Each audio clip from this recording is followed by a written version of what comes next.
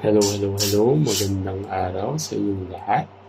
Ako nga pala si Mystico Moreno and welcome to my YouTube channel kung saan babasahan ko kayo ng inyong Tagalog love reading using tarot and oracle cards para ito sa lahat ng Leo.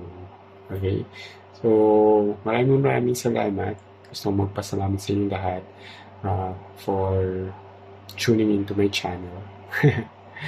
Actually, ito yung kauna-unahang collective reading ko for Leo.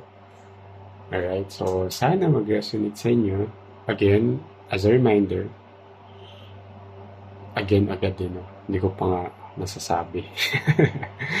Anyway, so as a reminder, if hindi nag-resonate yung reading sa inyo, huwag niyong pilitin. Okay? Kasi collective reading nga ito. So, kung ano yung mga energies na masagap ko sa lahat ng mga Leo dyan, so yun yung lalabas sa reading na ito. So, take whatever resonates. Kung hindi talaga, ibig sabihin hindi talaga para sa inyo yung reading na to, abangan nyo na lang yung ibang susunod pang collective reading para sa inyo. Okay. So, sige, simulan na natin. Alright. So, yung reading na to, first, mag-draw ako ng card from this oracle deck. Okay, that would be the overall energy of the reading. And then, kunin natin yung detalye using this tarot deck. Okay. And then, itong dalawang oracle decks naman ay for the advice of the universe later. Sige, tabi muna natin to. And without further ado, simulan na natin. So, na-free shuffle ko naman na to. Pero balasan natin. Una ulit. And habang binabalasa ko, sana tulungan nyo ang aking channel na mag-grow. So, please hit the like button. Saka yung subscribe. Share nyo na rin sa mga kakilala nyo na Leo para mabigyan din sila ng guidance. Baka biglang mag-resonate pala sa kanila. Kung hindi nag-resonate sa inyo, baka para pala sa mga kakilala nyo. Alright, so and comment na rin kayo sa baba kung nag-resonate yung reading na ito. Okay, February 1. So let's see. Ano bang overall energy para sa Leo ngayong buwan ng Pebrero? Buwan ng mga puso. Portal to wholeness. Okay. See. Portal to wholeness. Sige, tingnan natin ano ba yung meaning ng oracle card na to. Okay. So, portal to wholeness. You seem to have everything necessary to make you happy, yet something prevents you from being fully satisfied with your life. Don't feel bad about it. You are experiencing the pain of separation and the desire for union. The heart's longing for something new is a healing remedy.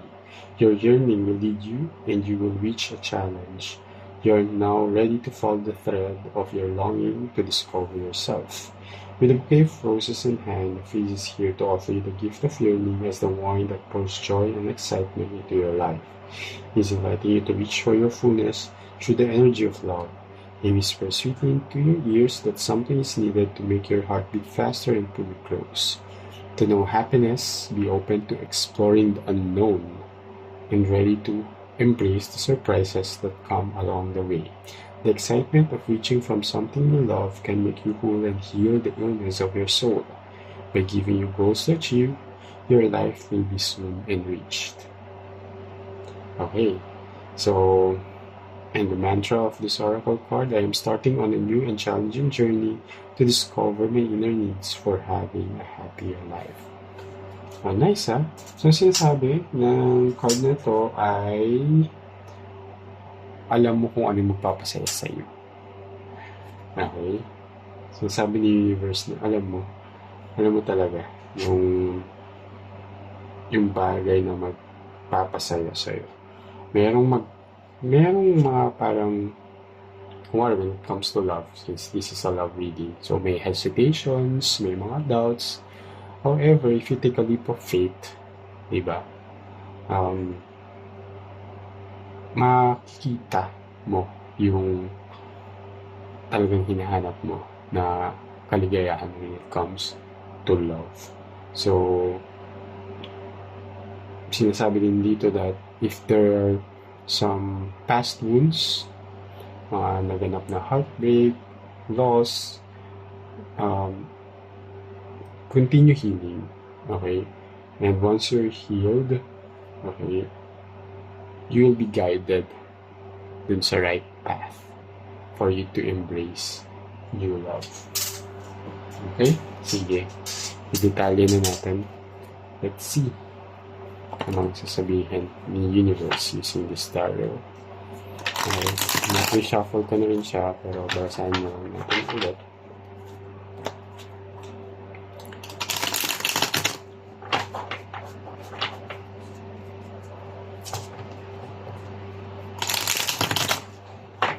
Ayan. So, para sa mga Leo, single man kayo or not, diba? Let's see ano bang sasabihin ni Universe dito. Tignan natin yung 10 cards. 4, 5, 6, 7, 8, 9, 10. Okay. So first card, uy, the Emperor, Aries energy. The Chariot, no. Cancer energy. 5 of Swords. Knight of Cups. 4 of Swords. The Moon. Okay. Pisces energy. Okay. Sorry. And then 2 of Swords. The Wheel of Fortune. Okay. Leo, Taurus, Scorpio, and Aquarius energy. 7 of Swords. And the Empress. Okay. Empress is Taurus energy. Okay. Medyo roller coaster ride yung magiging love life ninyo ngayong buwan ng February. So if you're single, it would be quite challenging. Okay, and lalo na if you're in a relationship right now. However, a good thing is, so it started with the Emperor and ended with the Empress. Okay, lumabas tong dalawang to. Alam nyo ba sa tarot, ito yung okay, like soulmates. Kumbaga. So, the divine masculine and the divine feminine parang lumabas. So, this is a soul connection, soulmates kayo. Or kung alam nyo rin yung concept ng twin flame, so this is a twin flame energy. Pero, diba? Ayan. So, yung couple is here. So, pwede ikaw to.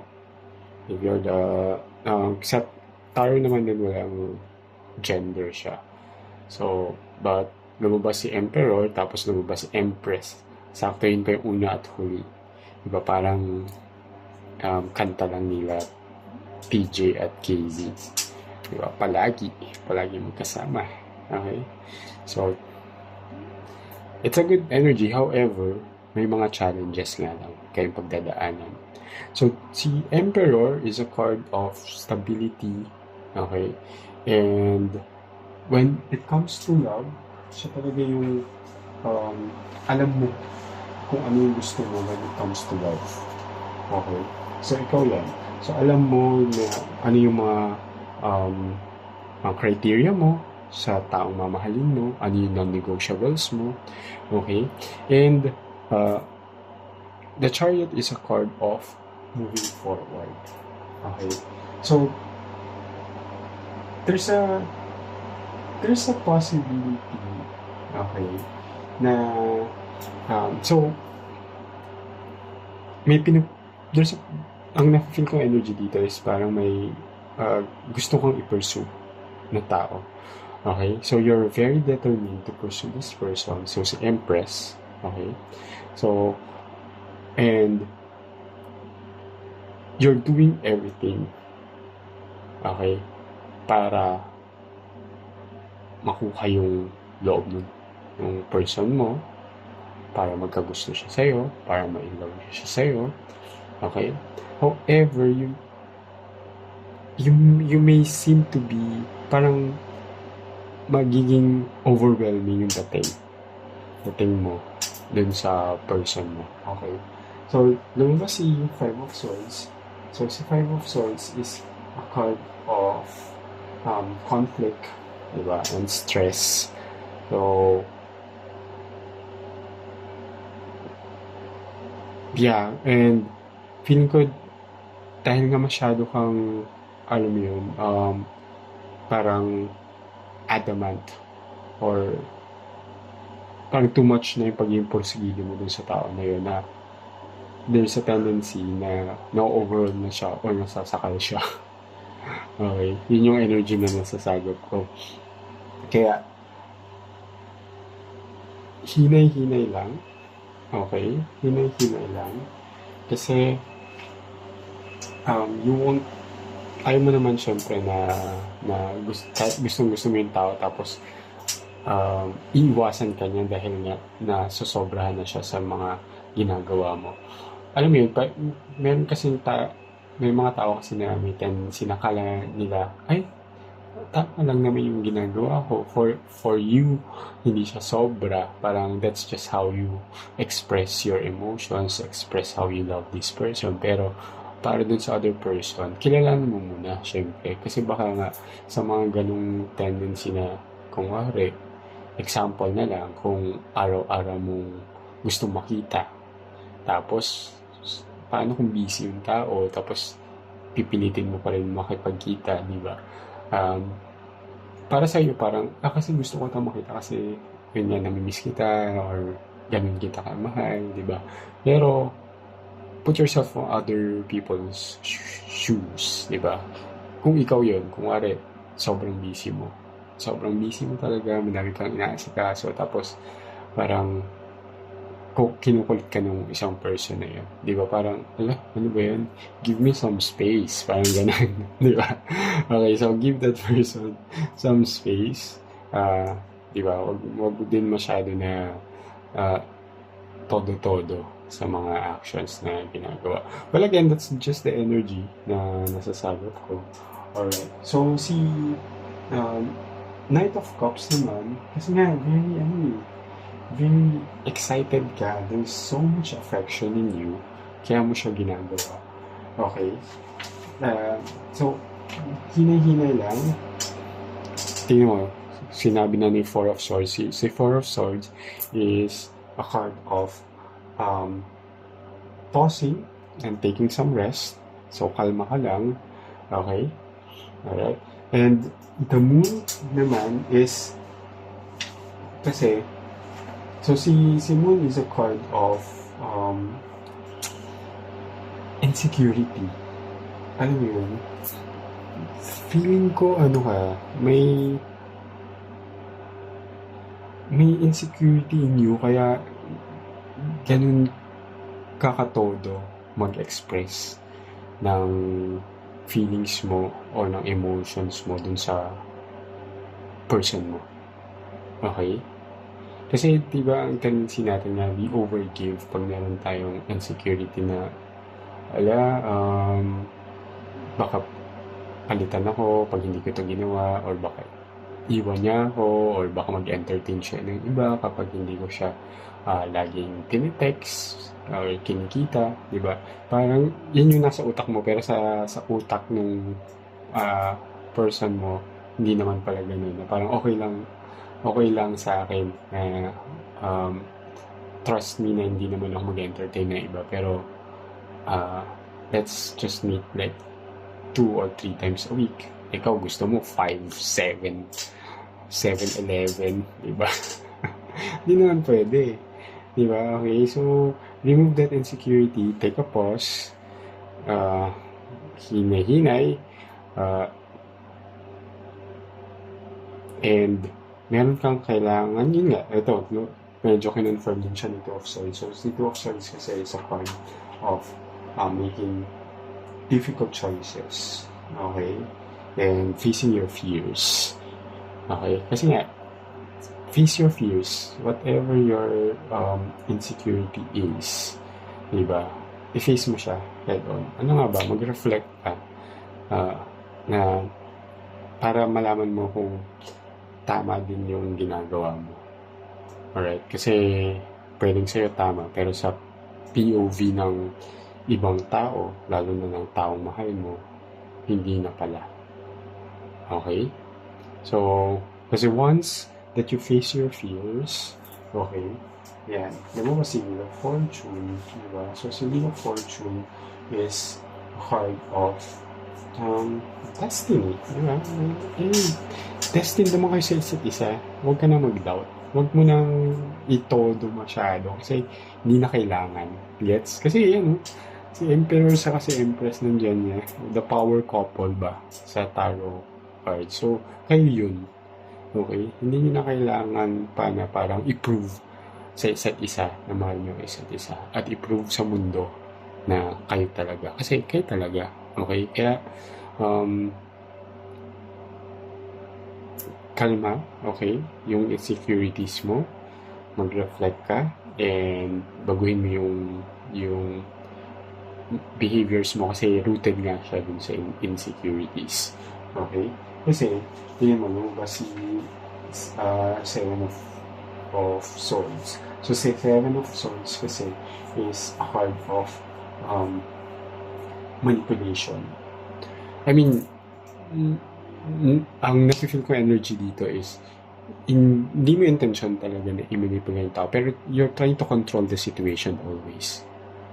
Okay? Kaya merong nasi-stress dun sa sitwasyon, na-stress yung person mo. Okay? So, try mong huwag kontrolin yung sitwasyon. Okay? Kasi, yun nga, again, there's so much love. Ito, si divine counterpart mo siya. Okay? Yan na sinasabi niya dito na divine counterpart mo siya. The Empress. It's full of love. Diba? Full of sensuality. Diba? Gusto niyo yung isa't isa. Talaga. And very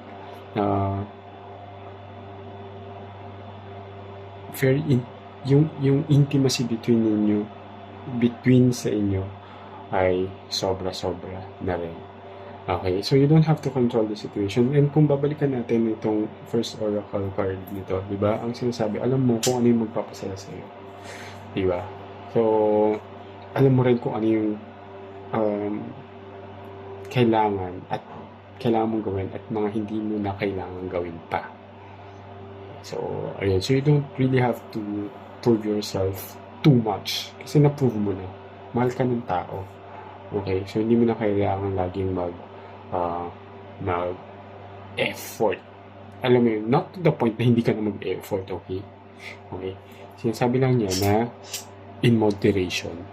So, kalma. Okay? Kalma ka lang. Kasi the more na itodo mo pa yan, baka pag nasakal yung person mo or ma-overwhelm siya, diba?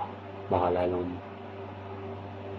mag-shift pa yung feelings niya, diba? So, pakita mo na kaya mong mag-adjust for your person. Okay, so what's the advice of the universe? Tingnan natin. Oops.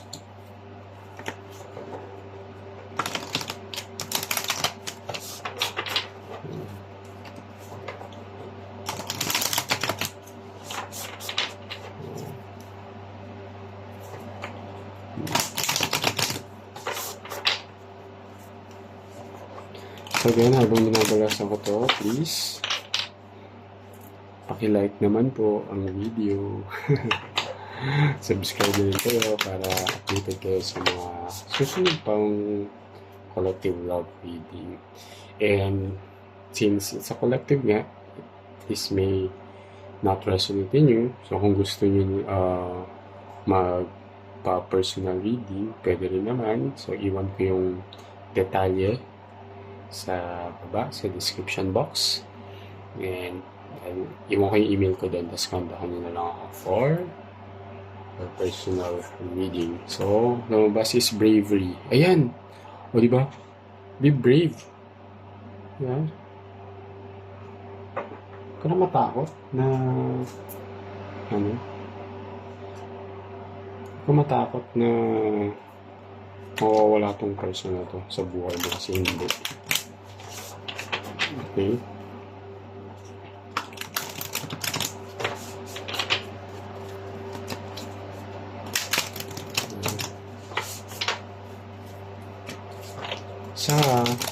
Saglit. Tuloy ko lang yung balasa. Okay, Sage. Oops. Yan. Supported by Sage. So, tingnan natin. Ano yung Sage is a card of reflection and lesson and wisdom. Okay? So yan, ginobal confirm na. Okay? Reflect on yourself. And gain wisdom. And yung mga lessons na matututunan mo, diba? Once na nag-reflect ka, ano ba yung mga matutunan mo in the past that you could apply in the present para hindi na maulit? Okay? Kasi pwedeng behavior mo talaga siya. You really like to control the situation.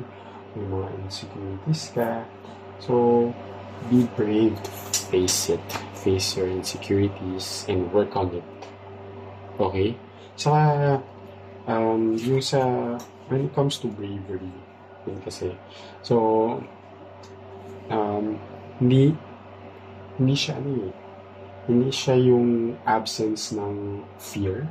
So, bravery is yung capacity mo para mag-move forward or magpatuloy. Okay? Kahit na meron yung fear na yun. Diba? So, which is, yun nga yung sinasabi sa reading na to, diba? Parang may fear ka na, baka iwan ako ng person na to. Baka magbago yung feelings niya sa akin kapag hindi nga ako mag-effort pa ng todo, di ba? So, actually, what you're doing now is enough for you to keep that person. Okay? Kasi nga, divine counterpart kayo. Di ba? Power couple na kayo dito. So, huwag mo lang masyadong isipin. Di ba? Ang dami mong swords eh. Kaya mo, yung energy ng reading na to ay swords, which is air energy. Okay? And pag air energy, mostly siya na yung about the thoughts. Okay? Yung nasa utak mo. So, diba? So, masyado ka nag-overthink. Diba? Alisin mo na yung ugali na yan. Kasi hindi siya nakakatulong. Okay? Mas pa siya, worsen ng situation. So, stop overthinking. Huwag mo na masyadong isipin. Okay? Dahil nga, wala ka na kailangan pag-isipan pa dahil mahal ka ng tao na yun. Alright? Okay. So, I guess wala namang need i-clarify na card. Okay? Kasi mukhang very, naman siya, clear yung energy na nasasagap ko. Alright. So, maraming salamat, Leo. Okay? So, fellow fire sign. So, maraming salamat. Again, if nag-resonate itong reading na to, comment lang kayo sa baba. And if not, abangan nyo na lang yung next collective reading para sa sign ninyo. Okay? And yun lang. So, maraming salamat. Hanggang sa susunod na Tagalog Love Reading para sa mga Leo. Muli, ako si Mystico Moreno. And maraming salamat. Ingat!